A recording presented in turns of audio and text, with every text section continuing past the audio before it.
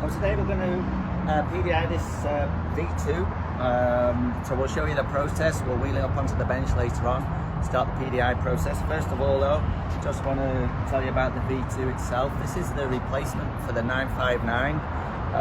It's slightly different styling. It's got up-to-date electronics, which is the biggest difference, and handles extremely well. It's the last of the V-twins now. The big V-twin has been replaced by the V4, so if you like the V-twins, this is the one to get.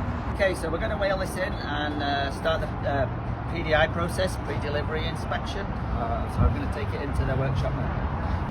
Ducati send with each bike, there's a box that contains the mirrors, the battery, etc., and then a checklist that we have to go through step by step to ensure that the bike is in perfect condition.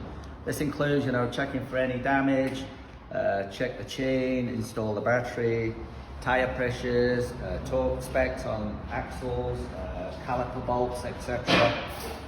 We also plug it into our diagnostic tool to verify if there are any updates, software updates or anything like that. If there's any error codes on the bike, complete all that. Clean the bike, the battery's installed. We also put a tender lead on the battery, and that means that when you're not using it, you can plug it in and it will keep the battery topped up, so you don't have a flat battery a month down the line if you haven't ridden the bike.